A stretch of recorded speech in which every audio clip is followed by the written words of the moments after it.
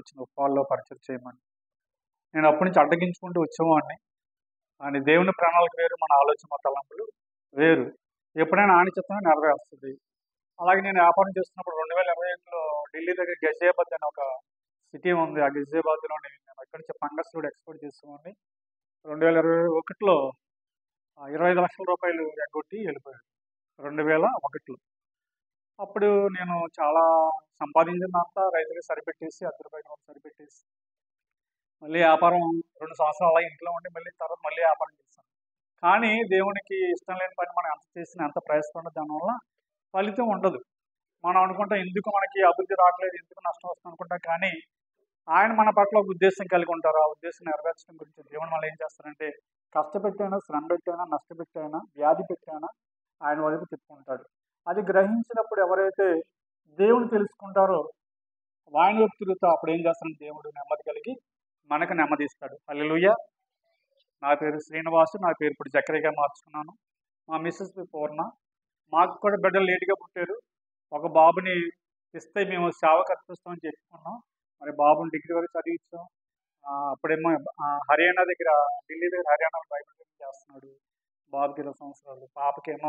పాపను కూడా ఇచ్చారు. పాప కాకినాడలో రమ్య కాలేజీలో బీఎస్సీ చేస్తుంది. మేము ఇన్ని విడిచిపెట్టి 33 సంవత్సరాలు ఒకే ఊర్లో ఉండి విడిచిపెట్టి వెళ్ళిపోయినప్పుడు మాకు చాలా బాధ అనిపించింది. కానీ దేవుడు నువ్వు నీ జనం కానీ, నీ బంధువులు, నీ ఆస్తులు సమస్తాన్ని విడిచిపెట్టి అబ్రాహ్మణ ఏ విధంగా వెళ్ళిపోమన్నాడు మమ్మల్ని కూడా అలా పంపించినప్పుడు మేము అలాగే వెతుకులాడుతున్నప్పుడు అలాగే ప్రయాసపడ్డాం. 5 నెలలు ఇంట్లో ఉన్నాం. ఏం చేయాలి తెలియని పరిస్థితి తిరుగులాడుతున్నప్పుడు మరి ఉప్పాడు దగ్గర సుబ్బంపేట గ్రామంలో మాకు దేవుడు చూపించినట్టుగా మాకు అక్కడ ఒక మందిని ఏర్పాటు చేసుకోవడానికి మీకు ఇలాగ 10 కుటుంబాలు వస్తూ ఉంటాయి. మరి అలాగే మేము పరిచయిస్తున్నప్పుడు మరి అయ్యగారు లాజర్ గారు మాకు పరిచయం అయ్యారు. ఆయనతోటి మాకు పరిచయం, మాతో ఆయనకు పరిచయం. అలాగే దేవుడు ప్రణాళిక ఉన్నవారు ఏదో రీతిగా కలుసుకుంటూ ఉంటారు. మరి ఇక్కడ 4 సంవత్సరాలు ఎంతో ప్రయాసపడ్డారు. కానీ దేవుడు ప్రయాసం అర్థం చేయకుండా తిరిగి ఆయన ఒక 3 భార్య జీవితాన్ని సిగరింప చేయడానికి ఆయన ఏం చేస్తారంటే ఆయన చిత్తంలో ఎవరైతే ఏర్పడుతున్నారో బిడ్డలు ఇక్కడ సమకూర్చి మరి మీ ద్వారా మరి ఇక్కడ మరీ తిరిగి దీన్ని ప్రతిష్ఠించడానికి దేవుడు మిమ్మల్ని ఏర్పాటు చేసుకున్నాడు. మరి మీకు కూడా దేవుడు గొప్ప దీవెనలు, ఆశీర్వాదాలు దయచేయండి. మనమేం కలిగి ఉండాలి? ధైర్యం కలిగి ఉండాలి. ధైర్యం కలిగినప్పుడు మనకు నెమ్మది కలుగుతుంది. లోకంలో అనేక రకాల వారు ఉంటారు. మన లాగేసేవారు, దూషించేవారు, హింసించేవారు, హేళన చేసేవారు, అబండాలు వేసేవారు ఉంటారు. మన దగ్గర ద్రవ్యం ఉన్నప్పుడు అందరూ మనల్ని మెచ్చుకుంటారు. ఏమీ లేనప్పుడు మన హీనంగా పెంటకుప్ప మీద పాడేస్తే ఈ విధంగా మనం ఉంటాం చూడండి. ఆ రీతిగా చూసేవారు ఉంటారు. ఊరి చివరి బాగుంది అనుకోండి, మంచినీరు బాగా దొరుకుతుంది, అందరూ చేదుకుంటారు వెళ్ళి. ఆ నీరు ఎవరు వాడుతుంది అనుకుంటే కానీ పాడైపోతుంది. ఆ బావిలో చెత్త వేస్తారు. అప్పటి వరకు మంచినీరు దొరికిపోయి అప్పుడు ఏంటంటే చెత్త బావిగా అయిపోయింది. మన జీవితాలు కూడా మనకొప్పుడు బాగున్నప్పుడు మన అందరి మన చుట్టూ ఉండి నువ్వు అంతగా ఇంతని పొగిడేవారు ఉంటారు. మన ఒంటరిగా అయిపోయినప్పుడు మనతో ఎవరు ఉండరు. హల్లెలూయా. ఈ శ్రమలలో పాలుందుట కడగబడిన వారు. ఈ దినం లోకమంతా ఒక చోట ఉంది. మీరు దేవుని ప్రేమించే దేవుని సన్నిధిలో ఉన్నారు. అందుకని వాక్యం ఏం చెప్తుందంటే ఎక్కడైతే 2-3 కూడి నా నామాన్ని స్తుతిస్తారో వారి మధ్యన నేను ఉంటానని వాగ్దానం చేసిన దేవుడు. ఎంతో మంది వేల మంది ఉండక్కర్లేదు, లక్షల మంది ఉండక్కర్లేదు. ఇద్దరి మధ్యన ఎందుకన్నా దేవుడు. ఈ లోకం ఏంటంటే భోగభాగ్యాలు చూసి ఎవరు బాగా ప్రేమిస్తారో, ఎవరు బాగా చూస్తారో వారి వైపే నడుస్తారు. కానీ విడిచిపెట్టిన వారు ఎవరు వెంబడించారు. మరి దినం నేను ఒక వాక్యం చెప్పాలని వచ్చాను. అయ్యగారు నాకు మొన్న చెప్పారు, మీరు వస్తారా అయ్యగారు అని చెప్పినప్పుడు సరే వస్తానని చెప్పాను. కానీ నేను వచ్చిన విధానం వేరు, చెప్పవలసిన వాక్యం వేరు. కానీ ఇక్కడ చూపించినప్పుడు దేవుని నడిపించిన విధానం వేరు, ఆయన బోధించే విధానం వేరు. హల్లెలూయా. వాక్యంలోకి వెళ్ళి చిన్న ప్రార్థన చేసుకుందాం.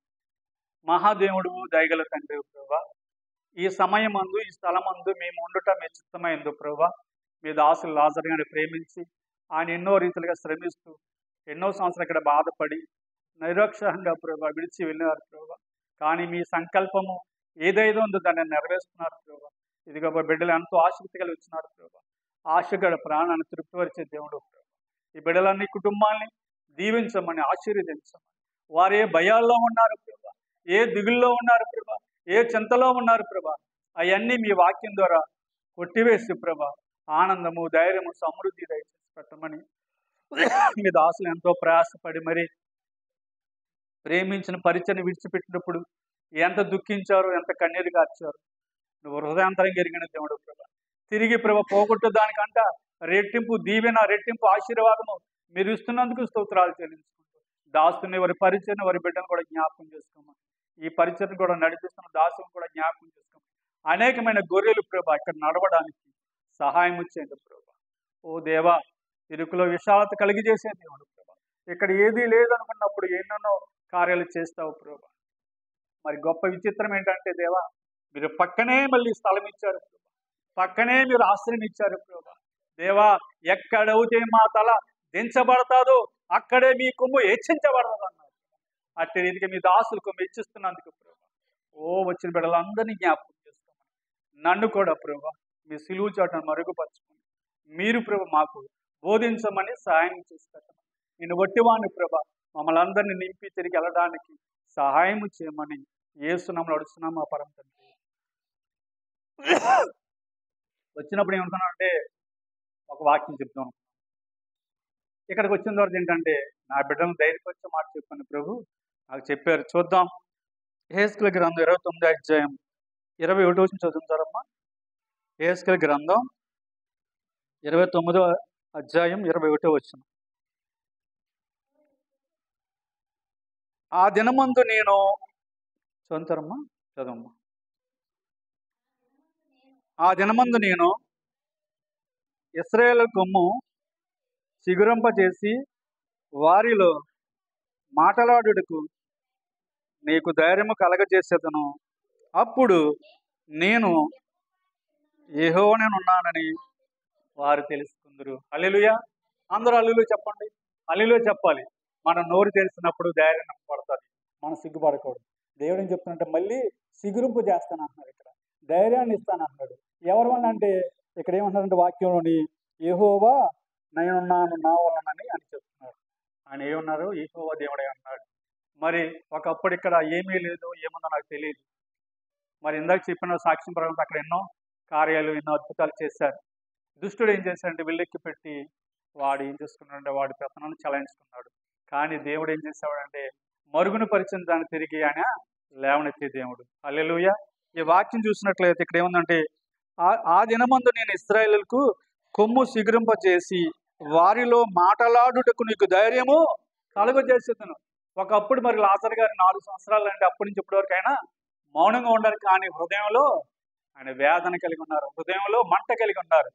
మొన్నట ఒక 20 రోజులు అవుతుంది, నేను అయ్యగారు ఇలాగా ఒక సహోదరుని పలకరించడానికి వెళ్ళినప్పుడు అయ్యగారు కూడా వచ్చిన తర్వాత ఈ లోపల ఉందండి మా చర్చి, ఇలా జరిగింది, ఇలా చేసాము, ఈయన ఓనర్ గారిని చూపించారు. కానీ నేను ఎందుకు ఇక్కడ రావాల్సిందో నాకు తెలియదు, ఆ రోజు మాటలు ఎందుకు మాట్లాడారు నాకు తెలియదు.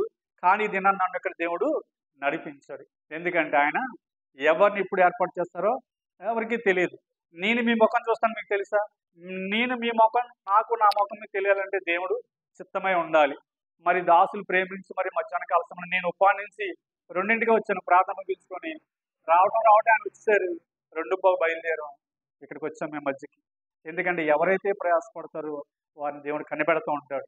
అలాగే మీకు ఏంటి ధైర్యం కావాలి. ఏంటి ధైర్యం అంటే మా సంఘం మళ్ళీ తెరవబడ్డది, మీరు రండి అని. మీరు ఏం చేయాలంటే ఎవరైతే తప్పిపోయి ఉన్నారో వారిని ఏం చేయాలంటే మళ్ళీ మీరే పిలవాలి. మేమేం చేయాలంటే మేమేం చేస్తామంటే మీ గురించి ప్రార్థన చేస్తూ ఉంటాం. దేవుడు ఏం చేస్తారంటే మీ ద్వారా అనేక మందిని ప్రేరేపించి ఆకర్షించుకుని దేవుడు ఏం చేస్తారంటే ఇక్కడ మందిరం ఉంది, స్వస్థత కార్యాలు, అద్భుత కార్యాలు జరుగుతాయని దేవుడు మీకు రుజువుపరుస్తాడు.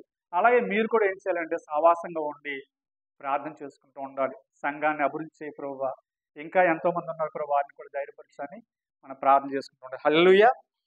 మరి యెహెజ్కేలు ప్రవక్తలోని ఒక గొప్ప కార్యం ఉంది.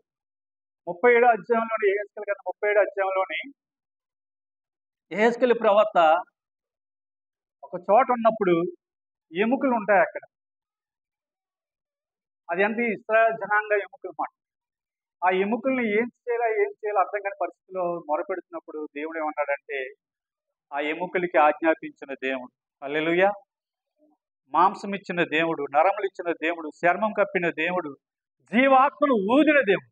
హల్లెలూయా.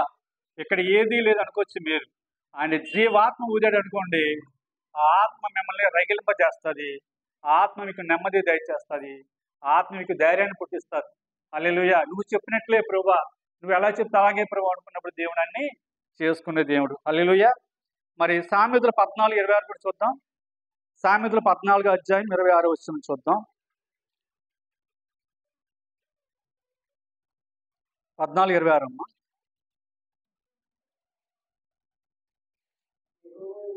యెహోవా యందు భయభక్తులకు కలిగి ఉండుట బహుధైర్యము పుట్టించును. అట్టివారి పిల్లలకు ఆశ్రయస్థానం కలదు. చూడండి మరి ఇక్కడ యెహోవా యందు భయభక్తులు కలిగి ఉండాలి. మనం ఎవరందు భయభక్తులు కలుగుతాం? ఎవరైనా అధికారులు ఉన్నారనుకో వారికి భయపడతాం. ఎవరైనా మనమే బెదిరిస్తున్నారు వారికి భయపడతాం. మనల్ని శోధించేవారికి మనం భయపడతాం.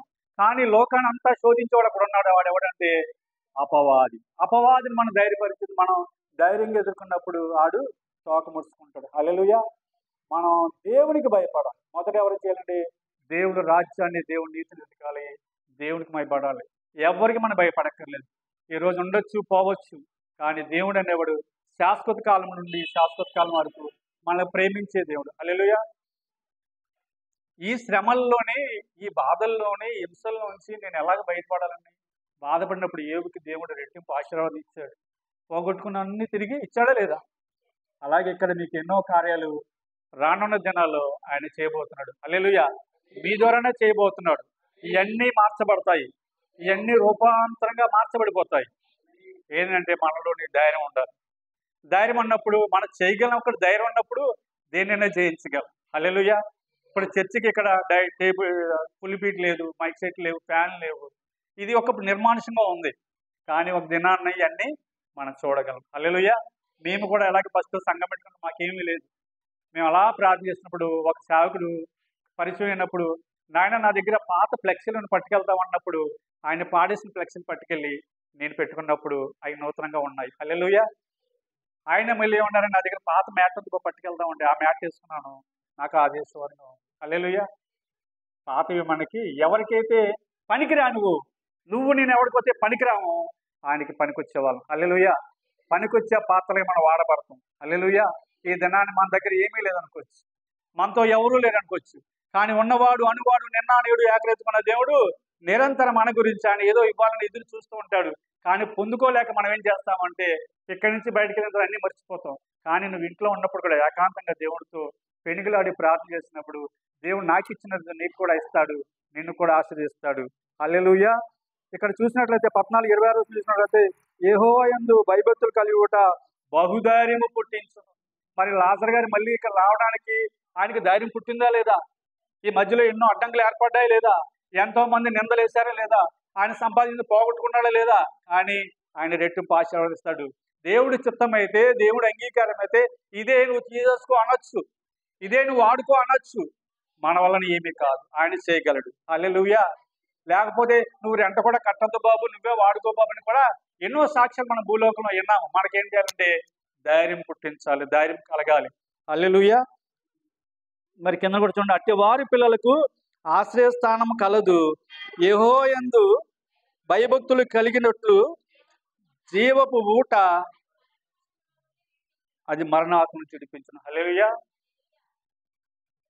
నా గుడారము క్షేమమని నాకు తెలిపితివి, నా ఇంటి వస్తువులు లెక్క చూడగా ఏదియో నాకు నష్టముండదు.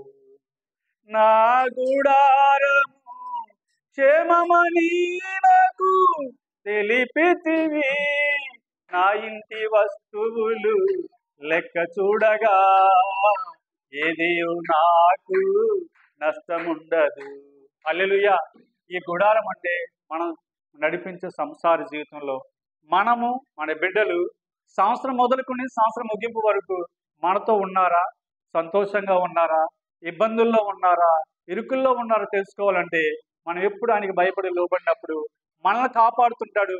మన గుడారం అనే హృదయంలో ఆయన ఉన్నప్పుడు మనకు, మన బిడ్డలకు ఆయన దీవెనకరంగా ఉంచే దేవుడు. హల్లెలూయా. ఇంకో వచ్చిన కూడా చూద్దాం. నీవు దేవుని యందు నిరీక్షణ ఉంచమన్నారు దేవుడు. కీర్తన 31:24 చూద్దాం. కీర్తన 31:24. నువ్వు దేవుని యందు నిరీక్షణ ఉంచాలి, దేవుడు చేస్తాడనే నమ్మకం ఉండాలి, దేవుడు ఇస్తాడనే ఒక నమ్మకం ఉండాలి. అప్పుడు దేవుడు మనకు కార్యాలు చేసే దేవుడు. మరి దావీదు కీర్తన 31:24 వచ్చింది చూద్దాం. యెహోవా కొరకు కనిపెట్టువారులారా మీరందరి మనసును ధైర్యము వహించి నిబ్బరముగా ఉండుడి. ఇక్కడ ఏం చెప్తుంటే వాక్యం, యెహోవా కొరకు కనిపెట్టువారులారా మీరందరూ మనసును ధైర్యము వహించి నిబ్బరంగా ఉండండి. హల్లెలూయా. మనకి నిబ్బరం ఉండదు. ఇందాక అయ్యగారు వచ్చే ముందు మీరు ఫోన్ చేశారు, అయ్యా నేను వస్తున్నాను, మీరు ప్రార్థన మొదలెట్టండి, పాటలు పాడండి అన్నారు. కానీ అప్పటివరకు మీ మనసు ఎలా ఉందంటూ ఎంతంటే వచ్చిన తర్వాత మొదలెడదాంలే, ఆయన వచ్చిన తర్వాత చేద్దాంలే అని ఒక నిరీక్షణ మీకు ఉంది.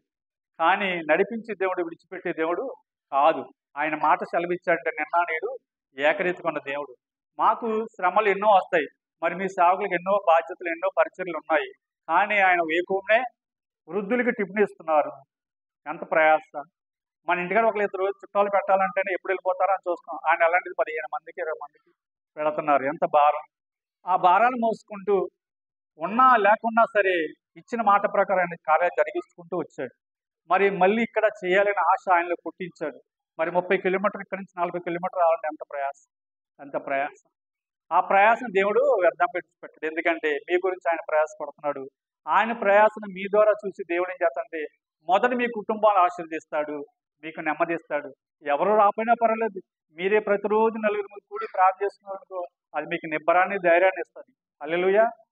రొట్టిల్లకుండా నా కాలు జారకుండా కాపాడుచుంటివి కడవరకు, కాపాడుచుంటివి కడవరకు, లేవనెత్తగలం యేసయ్యా నన్ను, క్షేమమివ్వగలం శాశ్వత కాలము. హల్లెలూయా. రొట్టిల్లకుండా, కాలు జారకుండా, మనసు మారకుండా, తలంపులు మారకుండా, ఉద్దేశాలు మారకుండా, నిబ్బరము కలిగి, ధైర్యం కలిగి దేవుళ్ళు నడుస్తూ ఉంటే దేవుడు ఏం చేస్తాడంటే నీ నమ్మకత్వానికి నమ్మి ఆయన ఏం చేస్తాడు, ఒక్కొక్కటి ఇచ్చుకుంటూ వస్తూ ఉంటాడు. మొదట ఏమవుతుంది, నమ్మకం ఏర్పడుతుంది. అవునా కదా. ఇప్పుడు సిస్టర్ ఉన్నారు, బాబుకి రేపు పొద్దున్న 10 రూపాయలు ఇస్తాను అన్నప్పుడు వాడు ఎప్పుడు తెల్లారుతుందా, అమ్మ దగ్గర 10 రూపాయలు ఎప్పుడు తీసుకున్నాను ఎదురు చూస్తూ ఉంటాడు. అమ్మ కానీ ఇవ్వలేదు అనుకో, వాడికి ఏమవుతుంది అంటే నమ్మకం పోతుంది, మా అమ్మ ఇవ్వదని చెప్తాడు. అవునా కదా. అమ్మ ఇచ్చింది అనుకో, ఆ 10 రూపాయలతో ఆడ ఎంతో సందడి చేస్తూ ఉంటాడు. అలాగే దేవుడు ఇస్తాడని నమ్మకం నీకు కలిగినప్పుడు, ఇస్తాడని ఎదురు చూసినప్పుడు ఆయన ఇవ్వకుండా దాటిపోయే దేవుడు కాదు, మన నమ్మకాన్ని తగ్గట్టుగా ఆయన కార్యాలు చేసే దేవుడు. హల్లెలూయా. మేము 3 సంవత్సరాలు ప్రయాసపడితే ఒక ఆత్మ రక్షించి. హల్లెలూయా. ఈ మధ్యలో ఎన్ని గాలి తుఫాన్లు, ఎన్ని సుడిగుండాలు, ఎన్ని అవమానాలు, ఆర్థిక పరిస్థితులు, ఇబ్బందులు. కానీ దేవుడు నమ్మకాన్ని చూసి ఏం చేస్తాడంటే ఒక్కొక్కటి ఇచ్చుకుంటూ, మనం ఎంత బరువు మోస్తాం అంత బరువు మోసుకుంటూ ఆయన పెంచుకుంటూ వెళ్ళే దేవుడు. మనం ఏం చేయాలి, మొదట ఏం చేయాలంటే ఏమీ లేదు, ఇక్కడ ఎవరో రాదు, ఏం పర్వాలేదు, ఏమీ రాకపోయినా పర్వాలేదు. ఆయన నీకేం చేస్తాడంటే ఒక మూట ఇస్తాడు ఒకేసారి, మోయలేము. హల్లెలూయా. హల్లెలూయా. మీరు ఎంత సంతోషంగా ఉన్నారంటే నాకు చాలా ఆనందంగా ఉంది. హల్లెలూయా. ఈ చివరి మాట చూస్తారు కదా, 14:26లోని 24, 37 కాదు దావీదు 24 చివరి మాట. యెహోవా కొరకు కనిపెట్టు వాళ్ళారా మీరందరూ మనసును ధైర్యము వహించి నిబ్బరంగా ఉండాలి. మీరే నిబ్బరంగా ఉండాలి. మీరు నిబ్బరంగా ఉన్నప్పుడు చుట్టుపక్కల చూసి ఏమనుకుంటారంటే, అమ్మో వాళ్ళు ఎడవకుండా ఎడదక్కకుండా పాస్టర్ ఇచ్చినా రాకుండా వెళ్ళి ప్రార్థన చేస్తున్నారని ఆశపడుతూ ఉంటారు. పుట్టినప్పుడు ఆశ ఏం చేస్తారంటే నిన్ను వెంబడించి నీ వెనకాల ఇంకా అనేక మంది వచ్చి కూర్చూ ఉంటుంటారు. మేము అయితే ఏం చేసాం చెప్పనా, నేను ఇక్కడ వాక్యం చెప్తుంటే అమ్మగారు ఆ మూల కూర్చుండేవారు, అమ్మగారు వాక్యం చెప్తే నేను ఆ మూల కూర్చుండేవాడిని. మేమిద్దరమే ప్రార్థన చేసుకునేవాళ్ళం. మైక్లో ఎలా చెప్పాలి చెప్పనా, మైక్లో దేవుడి కృపను బట్టి వచ్చిన బిడ్డలందరిని బట్టి ఆరాధన చేసుకుందాం, మన అందరం ఆరాధనలు గడుపుదాం, ఆరాధన పాట పాడుకుందాం అన్నప్పుడు చుట్టుపక్కల ఏమనుకుంటా చాలా మంది వెళ్ళిపోయారు అనుకుంటా, అక్కడికి ముందరే సంఘంలో ఉన్నారనుకుంటా అనుకుంటారు లేదా. కానీ చూచుతున్న దేవుడు ఏం చేస్తారంటే నీ మాట నిని ఆయన ఆకర్షించి మూలను పరిపూర్ణ గాడిదలు ఏం చేస్తారంటే గొర్రెల్ని నడిపించే దేవుడు. హల్లెలూయా. మనం ఎప్పుడు ఈ భుజం మీద మన గాడిదలు దేవుని మోసుకుంటూ వెళ్ళినప్పుడు దేవుడు ఏం చేస్తాడంటే గొర్రెలు నడిపిస్తూ ఉంటాడు. హల్లెలూయా. ఈ దినాన్ని మీరే ఉండొచ్చు, రేపు ఇదంతా ఇరికైపోవచ్చు.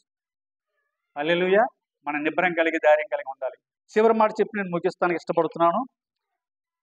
మన జీవితంలో ఏర్పడే సమస్యలను చెప్తాను. నీవు దేవుని యందు విశ్వాసం ఉంచాలి. మత్తయి సువార్త 9వ అధ్యాయం, మత్తయి సువార్త 9వ అధ్యాయం 2వ వచనం 22వ వచనం చూద్దాం.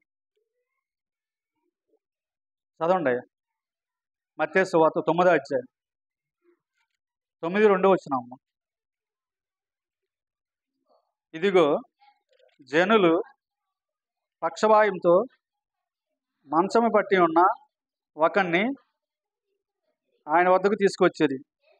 యేసు వాని విశ్వాసము చూసి, కుమారుడా, ధైర్యముగా ఉండుము, నీ పాపములు క్షమించబడి ఉన్నవి, పక్షవాయు గలవానితో చెప్పాను.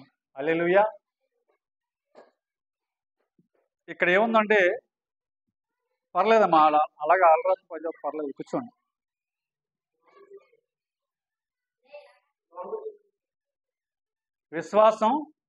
విశ్వాసమే మనకి ఏదైనా ధైర్యాన్ని ఇస్తుంది. హల్లెలూయా. మేము మా ఫ్రెండ్స్తో కలిపి హైదరాబాద్ వెళ్ళాం మీటింగ్. మా సహోదరుడికి ఏమైందంటే భయంకర నొప్పి వచ్చేస్తుంది, కడుపు నొప్పి వచ్చేస్తుంది. అప్పుడు ట్యాబ్లెట్లు దొరకవు. నేనేం చేస్తానంటే అలవాటుగాని ఈ పప్పి ట్యాబ్లెట్లు చిన్న చిన్న ఉంటాయి, సపరిచ్చి తిమ్మిరి పిల్లల టైప్ చిన్నవి, అవి నేను జోబులు ఉంచుకున్నాను అనమాట. ఆడు విలువల్లో ఆడిపోతూ కడుపు నొప్పి వచ్చేస్తున్నాడు. ఆడి విశ్వాసే మేము ఒక ప్రార్థనకి వెళ్ళాం అన్నమాట. అప్పుడు నేను ఏం చేశానంటే విశ్వాసంతో ప్రార్థన చేసి, ఇదిగో నీకు ఇది ఇస్తున్నాను, ఇది నువ్వు వేసుకో, తగ్గిపోద్ది అన్నప్పుడు, ఇది ఎక్కడ తెచ్చారో బాబు అంటే, నేను అప్పుడు నా దగ్గర ఉంటాయి, నువ్వు వేసుకొని చెప్పి ఇచ్చి ప్రార్థన ఇచ్చినప్పుడు 5 నిమిషాలు ఆడి కడుపు నొప్పి తగ్గిపోయింది. ఏముంది అక్కడ, ఇచ్చింది నేను వేరే ఒకటి, కానీ విశ్వాసం ఏంటి? విశ్వాసం ఎలా వచ్చిందంటే, నువ్వు తీసుకున్నప్పుడు నువ్వు ఏ విధంగా విశ్వాసం నమ్ముకుంటావో ఆ విశ్వాసం నిన్ను ఏం చేస్తుందంటే బలపరుస్తుంది. హల్లెలూయా. నువ్వు ఒకవేళ ఇక్కడ ఏమీ లేదనుకుంటుకో, ఏమి ఉండదు. ఒకవేళ నీ దగ్గరికి సేవకులు వస్తున్నారనుకో, నువ్వు సేవకుడిగా పిలిస్తే నీకు సేవకుడు ఆశీర్వాదం వస్తుంది. నువ్వు దైవజనుడిగా గుర్తించి దైవజనుడిగా పిలిస్తే దైవజనుడు ఆశీర్వాదం వస్తుంది. నువ్వు సహోదరుడిగా లేకపోతే నీ సోదరుడిగా గ్రహించావనుకో, ఆశీర్వాదానికి వస్తుంది. నీ ఇంటికి దైవసేవకుడు వచ్చినప్పుడు దేవుడే వచ్చాడు, నువ్వు విశ్వాసంతో కలిగి నువ్వు ప్రేమించినప్పుడు దేవుడు ఏం చేస్తానంటే, నా ద్వారా సేవకుడు ఇచ్చాడు, నా దేవుని ఎంత ప్రేమించవో అంతకన్నా నీకు ఎక్కువ ఆశీర్వాదం దేవుడు ఇస్తాడు. విశ్వాసం ఉండాలి మనలో ముందర. విశ్వాసమే నిరీక్షణకు ఆధారం. హల్లెలూయా. మన విశ్వాసం కలిగి ఉండాలి. మరి దినం విశ్వాసం, మీరు దైవ సేవలు వస్తున్నారని నమ్మకం కలిగి మీరు ఇక్కడికి వచ్చారు, అవును కదా? ఆయన కూడా అదే నమ్మకంతో మీరు వస్తారని నమ్మకంతో ఆయన కూడా ఇక్కడికి వచ్చారు. ఇక్కడ 2 ఏమైనా నమ్మకాలు ఏకమైనవి. ఈ ఏకమైన నమ్మకం ఏంటంటే విశ్వాసాన్ని బలపరిచింది. హల్లెలూయా. మరి మన జీవితంలో ఎన్నో తుఫాన్లు ఎదురవుతూ ఉంటాయి, అవును కదా? 2024 10 నెలలు గడిచి నవంబర్ 24 దినాల వరకు మనం వచ్చాం. ఈ మధ్యలో మన కుటుంబ జీవితంలో, మన జీవితంలో ఎన్నో తుఫాన్లు చెలరేగుతూ ఉన్నాయి. ఈ తుఫాన్లు, సుడిగుండాలు మన హృదయంలో ఎన్నో మనల్ని ఇబ్బంది పెడుతూ నెమ్మది లేని పరిస్థితుల్లో ఉన్నాయి. అక్కడికి వెళ్తే అద్భుతాలు, ఎక్కడికి వెళ్తే స్వస్థతలు, అక్కడికి వెళ్తే ఆశీర్వాదాలు జరుగుతున్నాయి అనుకొని పరుగులెట్టి వారు ఉన్నారు. కానీ దేవుడు ఏమన్నాడంటే, ఎక్కడైతే 2-3 కూడా ఉంటారో వారి మధ్య ఉంటానని వాగ్దానం చేస్తున్న దేవుడు.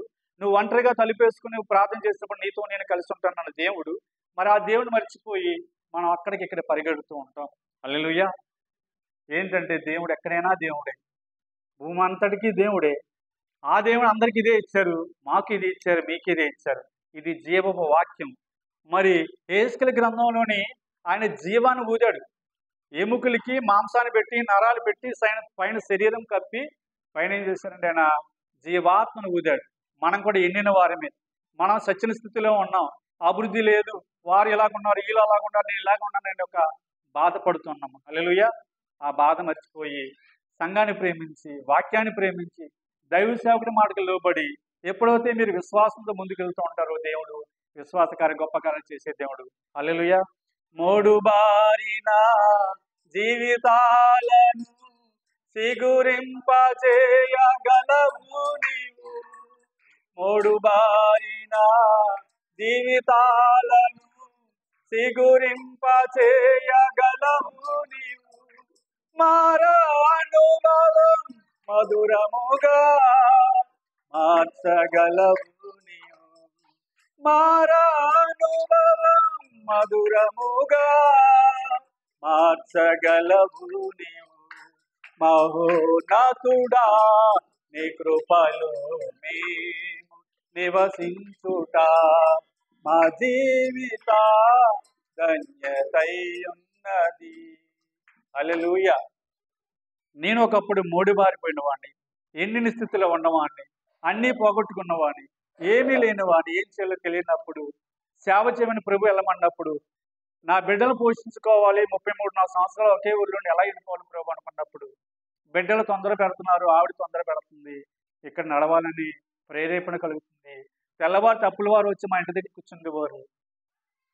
25 లక్షలు అప్పులు అయిపోయినప్పుడు కూర్చున్నప్పుడు అవన్నీ తీర్చుకోవడానికి నాకు చాలా టైం పట్టింది.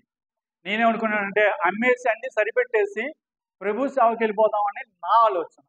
కానీ లోకస్తులు ఏమంటారంటే ఏ దారి లేకపోతే ఇంతవరకు బడి పంతులే దిక్కనేవారు. ఇప్పుడు ఏమంటారంటే ఏ పని లేకపోతే ఈ సేవే అని చులకనగా మాట్లాడేవారు ఉన్నారు. ప్రభు నేనేం చేయను ప్రభు అనుకుంటే దేవుడు ఏం చెప్తున్నాడంటే వెళ్ళమని చెప్తున్నాడు. అప్పుడు వారు ఏం చెప్తున్నారంటే నన్ను శోధిస్తున్నారు. వారు అప్పులే తీర్చి నేను ఇది చేయనా, ఏం చేయలేదు, ఒక అలాగ సంవత్సరం పట్టింది. కానీ నేను ప్రభు చెప్పినట్లుగానే తల ఊగి ఏమనుకుంటే అనుకున్నాను, నా బిడ్డలతో